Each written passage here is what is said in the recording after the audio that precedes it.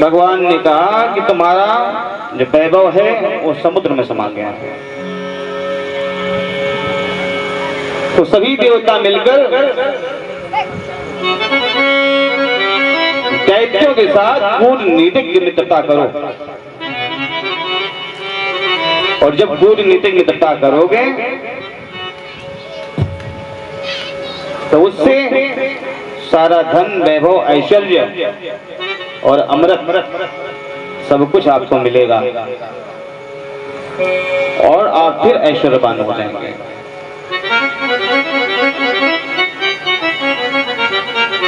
जब कूटनीतिक मित्रता की बात करी तो देवताओं को संशय हुआ कि प्रभु स्पष्ट भाषा में बताइए, कहना क्या चाहते हैं।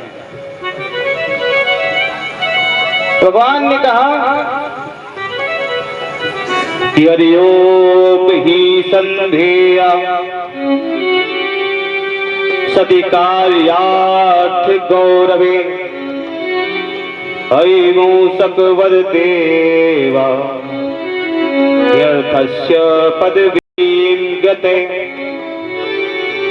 भगवान ने अहिमूषक वध की एक कहानी सुना दी। देवताओं ने कहा कि अहिमूषक वध क्या है। भगवान ने कहा कि अहि माने सर्प और मूषक माने चूहा। जिस प्रकार सांप ने एक चूहे से दोस्ती करी, उसी प्रकार तुम भी दैत्यों से मित्रता करो, तभी तुम्हारा वैभव वापिस आ सकता है।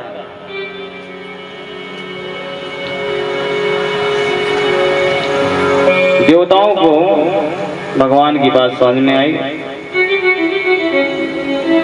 देवता लोग दैत्यों के राजा बलि के पास पहुंचे और उन्होंने बताया कि हम रोज रोज आपस में झगड़ा करते हैं और बहुत सारे दानव, दैत्य, देवता मारे जाते हैं, तो क्यों ना आपस में हम लोग मैत्री कर लें, और मैत्री करने के पश्चात समुद्र मंथन करें, और जब समुद्र मंथन करेंगे बहुत सारे रत्न निकलेंगे, उससे अमृत निकलेगा, तो हम लोग उसका पान करेंगे। तो कितना भी लाठी चलावे आपस में, कितना भी गोली बंदूक तोपे चलावे, लेकिन मरेंगे नहीं। जब ये बात कही देवताओं ने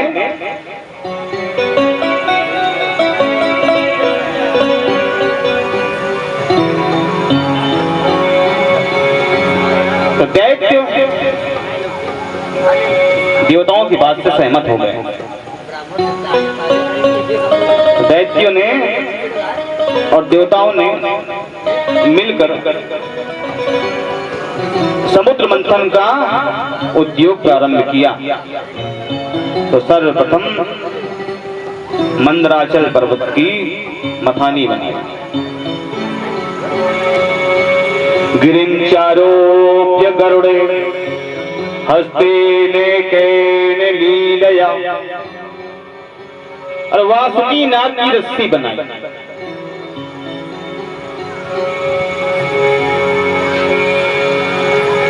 समुद्र मंथन प्रारंभ हुआ। तो जब समुद्र मंथन प्रारंभ किया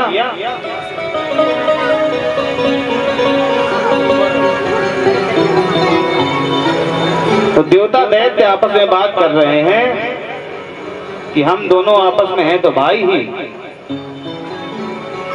और अभी तक हम लोग लड़ते रहे, और ये सुविधा तो हम लोगों को पहले भी थी कि समुद्र मंथन पहले करते और अमर हो जाते। तो देवता बोले कि फिर अमृत के पीछे लड़ाई होती,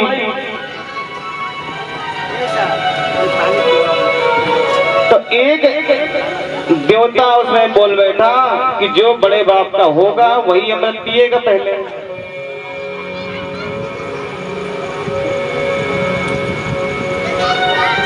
दैत्यों ने कहा अमृत तो वही पिएगा, लेकिन जब मंथन होगा तो तुम पूंछ की तरफ लगोगे और हम मुख की तरफ लगेंगे। क्योंकि सर्प पूंछ से विष का वहन करता है। तो दैत्यों ने कहा नहीं, हम पूंछ की तरफ क्यों? प्रारंभ होने से पहले हम लोगों को स्तुति करनी चाहिए थी। तो देवताओं ने भगवान गणेश को याद किया। प्रणम्य शीशादेवं गौरी पुत्रं विनायकं, गणेश जी की स्तुति करी। लेकिन पर्वत वो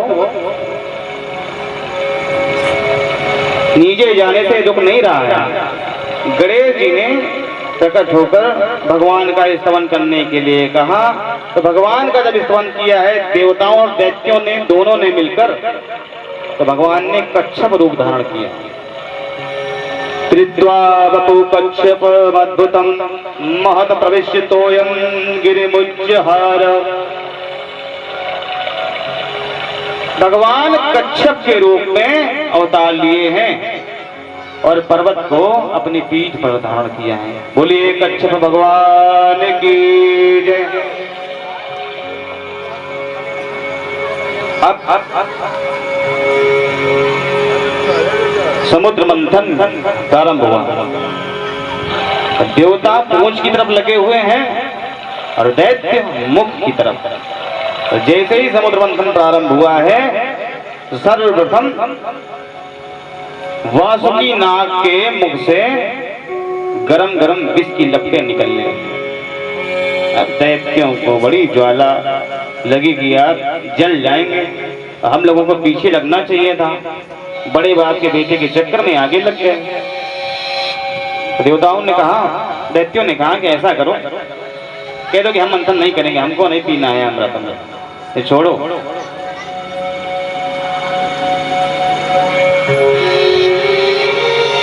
देवताओं ने कहा दैत्यों से कि धैर्य रखो, यदि तुमको नहीं पकड़ना है तो लाओ हम ही पकड़ लेते हैं, लेकिन अमृत तो पहले ही निकलेगा और पिएंगे फिर हम। तो दैत्यों ने कहा ठीक है,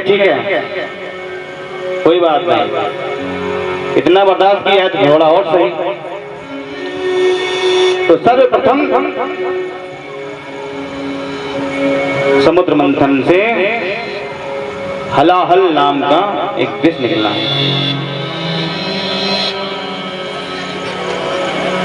तो जब उस विष से पूरा विश्व जलने लगा, कालकूट नाम का जो विष है उससे पूरा विश्व जलने लगा। अब देवताओं ने कहा कि इससे तो कोई बचेगा ही नहीं। दैत्यों ने कहा तुम तो कह रहे थे अमृत निकलेगा समुद्र मंथन से, और इससे तो ये विष निकल पड़ा, अब इसको कौन पान करेगा? हम तो अमृत पीने के लिए आए थे मंथन करने। अब देवता बड़े असमंजस में पड़ गए, क्योंकि दैत्य तो पीने वाले हैं नहीं विष, और देवता कैसे पी लें? मरना है क्या? क्योंकि वो तो पहले ही दर के भिखारी हैं। इंद्रासन है राजा बलि के पास, तो अब मजबूरी है देवताओं की कि कोई ऑप्शन ढूंढे कि विष पिए कौन। देव देव महादेव भूतात्मन भूत भावना, त्राहिना शरणापन्ना त्रैलोक्य दहना दिशा। भगवान महादेव को याद किया देवताओं ने। तो जब भगवान महादेव को याद किया, भगवान कैलाश में तपस्या कर रहे थे।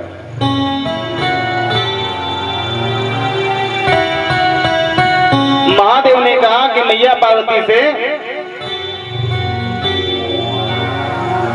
कि हे प्रिय, देवता लोग हमें पुकार रहे हैं, समुद्र मंथन का उद्योग किया है, तो सर्वप्रथम कालकूट नाम का विष निकला है।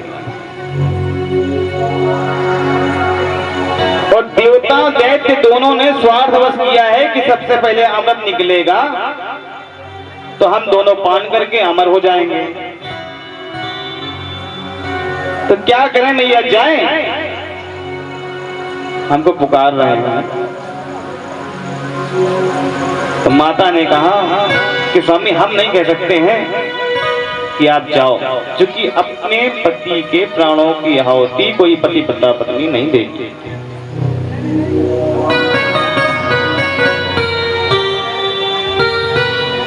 और ना ही मैया मना कर सकती है कि न जाओ, कि सारे जग का कल्याण करना है। तो यहां व्यक्तिगत कोई बात है ही नहीं।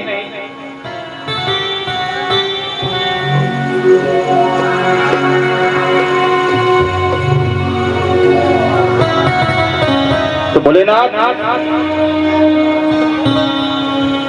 दैत्यों और देवताओं के सामने प्रकट हो जाते हैं और जो विष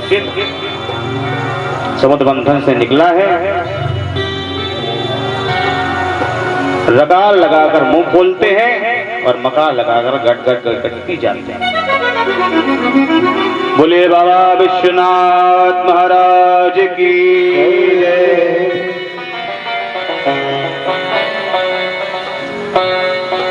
और जब गटागट उस विष को पी जाते हैं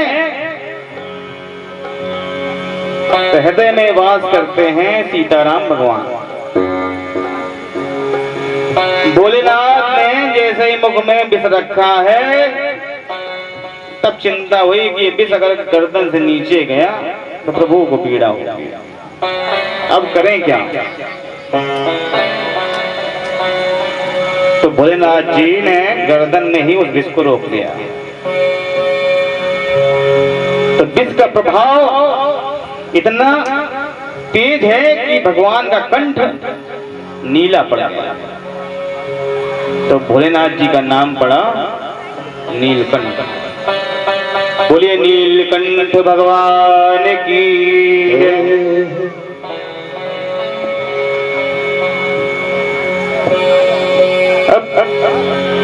भोलेनाथ जी की सभी ने स्तुति करी है।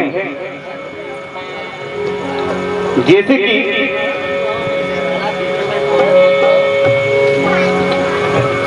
राम रावण का युद्ध होने से पहले भगवान ने रामेश्वरम की स्थापना करी।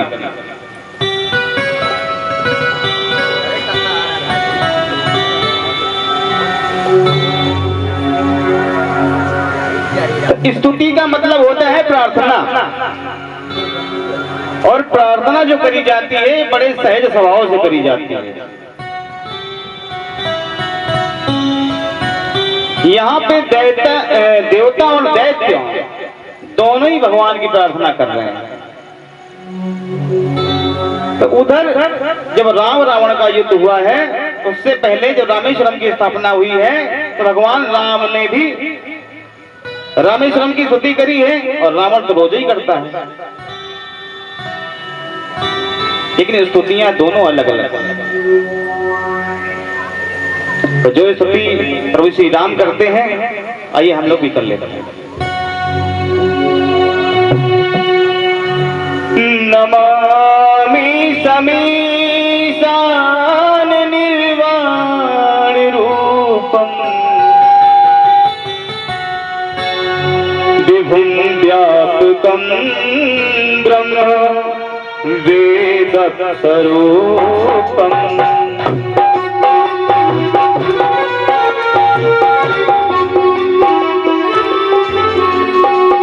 नमामि समीशान निर्वाण रूपम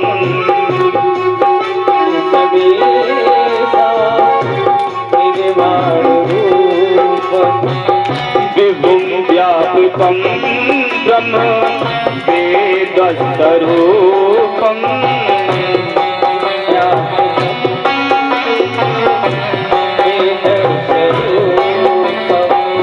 निजं निर्गुणं निर्विकल्पं निरीहं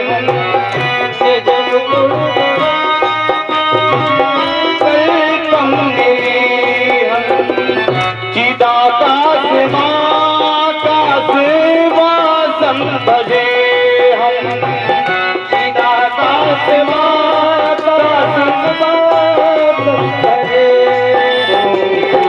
निराकार मोंकार मूलम तुरीयम निराकार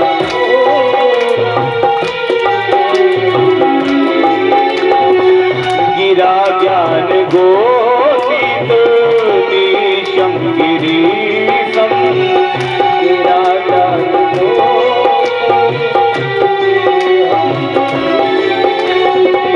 करालम महाकाल कालम कृपालम करालम महाकाल कालम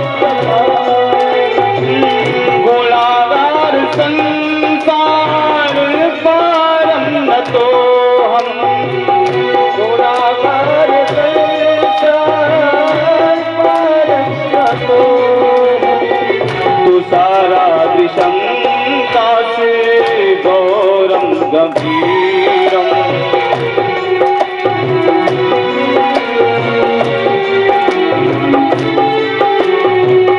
मनुभूति कोटि प्रभाश्री शरीरम नमामि समीता निर्वाणरूपम विभुं व्यापकं ब्रह्म वेदस्वरूपं विभुं व्यापकं ब्रह्म वेदस्वरूपं विभुं व्यापकं ब्रह्म वेदस्वरूपं।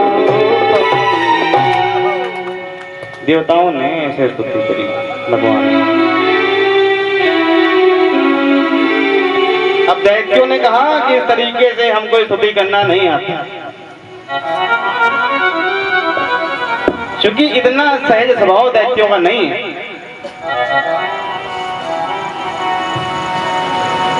तो यहाँ पे भाषा की एक विशेषता दिखाई पड़ती है।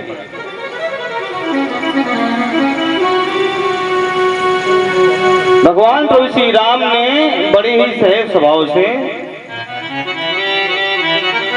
भगवान भोलेनाथ की स्तुति करी, और उधर जो रावण करते हैं जटाटवी गलज्जल प्रवाह पावितस्थले कलेवलम लंबितां भुजंग तुंग मालिकम डमट डमट डमट डमट निनाद भट्ट मर्मयम चकार चंड तांडवम तनोदन शिवा शिवम। तो स्वर से ही लगता है कि कौन सी स्तुति रावण ने करी होगी और कौन सी प्रभु श्री राम ने। तो संस्कृत भाषा की ये प्रबलता है।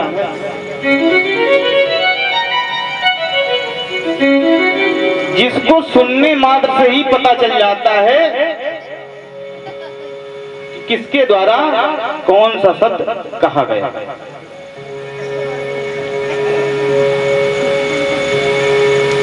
तत्पश्चात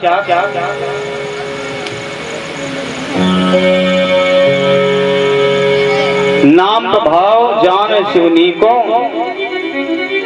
कालकूट फल दीन अमी को। भगवान ने इसका पान किया। अब इक्की बार जब देवताओं ने मंथन प्रारंभ किया है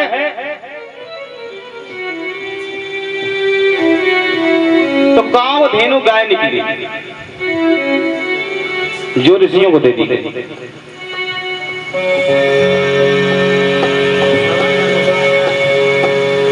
तत्पश्चात मंथन हुआ, चंद्रमा निकला जो भोले बाबा के मस्तक पे विराजमान है।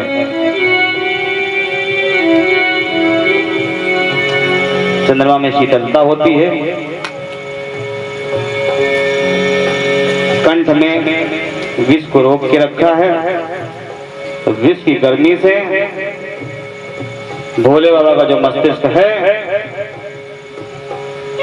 वो अद्भुत रहता है।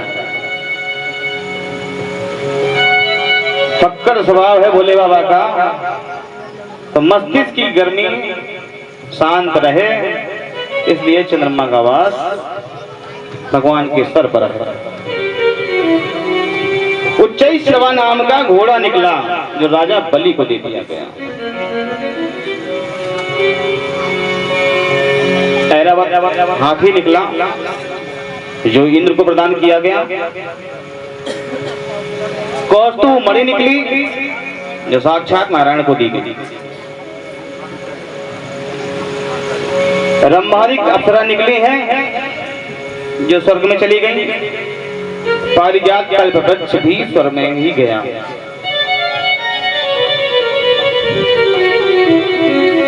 अब की बार मैया लक्ष्मी का प्रकट हुआ है मंथन से। बोलिए लक्ष्मी मैया की जय।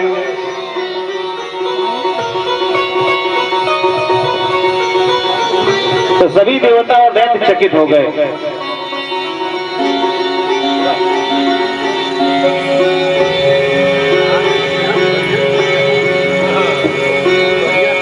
सब सोच रहे हैं कि मैया हमारे पास आ जाए।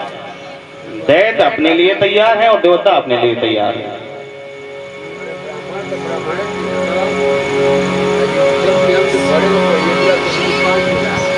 लेकिन मैया ने सबसे पहले नजर पड़ी माँ दुर्वासा पे। लक्ष्मी मैया ने सोचा कि महात्माओं के पास ठहर जाएं, भगवान का कीर्तन करते हैं, यहाँ ज्यादा शांति रहती है। लेकिन देखा कि महात्मा बड़े क्रोधी हैं तो अपना मुंह घुमा लिया। जब उधर से मुंह घुमा लिया फिर ब्रह्मा जी की तरफ देखा तो ब्रह्मा जी का जब स्टाइल देखा तो लगा कि इनके चार मुंह हैं। मैया ने कहा कि अपनी क्वालिटी के नहीं है। तत्पश्चात भोले बाबा की तरफ देखा। मैया ने सोचा कि यहीं ठहर जाए। तो भोले बाबा के पास ठहर तो जाए, समस्या ये है कि खुद ही फक्कड़ है। तो लक्ष्मी मैया को रखेंगे कहाँ? भूत पिशाच बैताल इनको रखने वाले वही इनकी शरण में रहते हैं, तो लक्ष्मी मैया कैसे रहे? भगवान नारायण लक्ष्मी मैया की तरफ देख ही नहीं रहे और लक्ष्मी मैया देख रही हैं कि पूरी सभा में सिर्फ एक व्यक्ति ऐसा है जो हमें नहीं चाहता, बाकी सब हमको चाहते हैं। तो जो नहीं चाहता है हमें, उसी के पास क्यों न चला चला। लक्ष्मी मैया ने भगवान के गले में वरमाला डाल दिया। बोलिए लक्ष्मी नारायण भगवान की जय।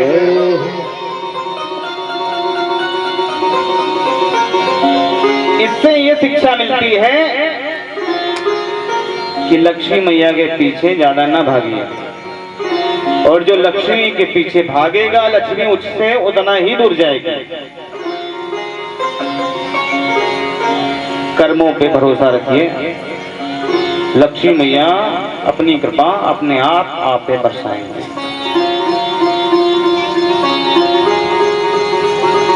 ततश्चाविर्भूत सच्छाक्षी रमा भगवत्परा रंजयन्ती दिशा कांत्या विद्युत सौदामनी यथा। इतना तेज है लक्ष्मी मैया के पास कि सब देवता और दैत्य चकित हैं। आगे मंथन प्रारंभ हुआ। अब की बार वारुणी नाम की मदिरा निकली। तो जब वारुणी नाम की मदिरा निकली है तो दैत्यों ने वो खुद ही छीन ली देवताओं से। ये तुम्हारे काम की चीज नहीं है। मदिरा पान तो दैत्य ही करेंगे ना। देवताओं ने भी सोचा कि ठीक है ले जाओ। इंद्र के मन में एक बार ये बात आई कि दैत्य ही खाली क्यों पिएंगे मदिरा। लेकिन जहां बहुमत ज्यादा था सभी देवताओं ने मना किया, तो वरुणी मैया दैत्यों को दी। अब की बात धन्वंतरि ख्यात आयुर्वेद दज्जिज्ञ भाग समायो क्या सुरा सर्वे कलशं चामृताभितम्। अमृत का कलश लेकर धन्वंतरि भगवान प्रकट हुए हैं। बोलिए धन्वंतरि महाराज की जय। तो दैत्य और देवता सब मिलकर कहने लगे अहम पूर्वम कि पहले हम पिएंगे, पहले हम पिएंगे।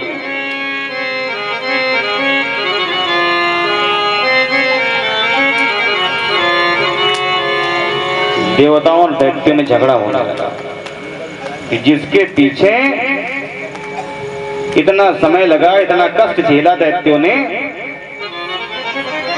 तो कुछ दैत्य कहने लगे हम तो जानते थे इनकी चाटुकारिता और हमने बलि से मना किया था इनके झांसे में ना आवे।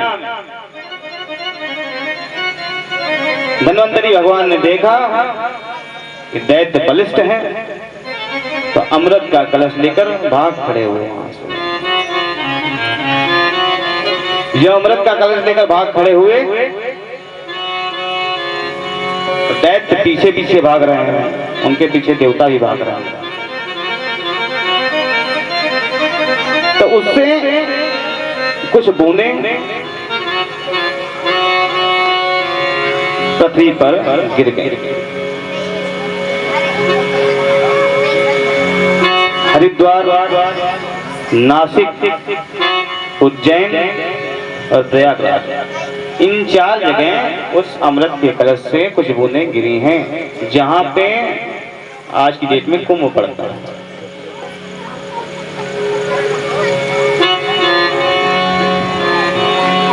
झगड़ा निरंतर चलता रहा, संग्राम फिर छिड़ गया।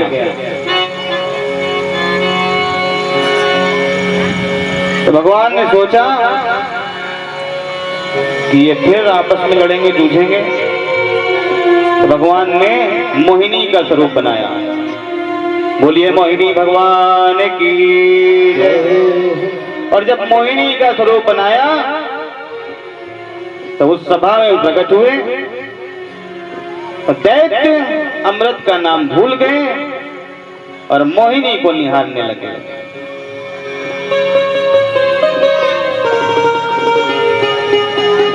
अब बोले अमृत मिले ना मिले, लेकिन ये मोहिनी मिल जाए। देवताओं ने कहा बन गया काम। भगवान ने कहा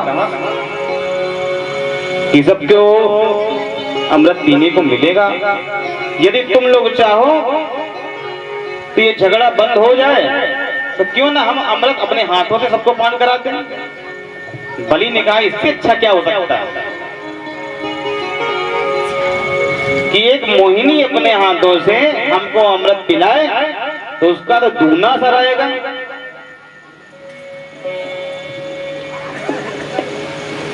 राजा बलि ने कहा कि ठीक है, जैसा आप उचित समझें। भगवान मोहिनी ने कहा कि देखो बलि, देवताओं के पास बुद्धि नहीं है, और यदि आप लोग चाहो तो ऊपर का जो अमृत है घड़े में वो बहुत पतला है, तो हम देवताओं को पान करा दें, और नीचे जो गाढ़ा गाढ़ा अमृत है वो हम दैत्यों को पिला देंगे।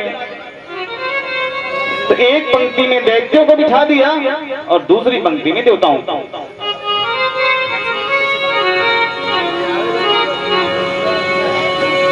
जब 2 पंक्तियां बन गई, तो अब भगवान ने देवताओं को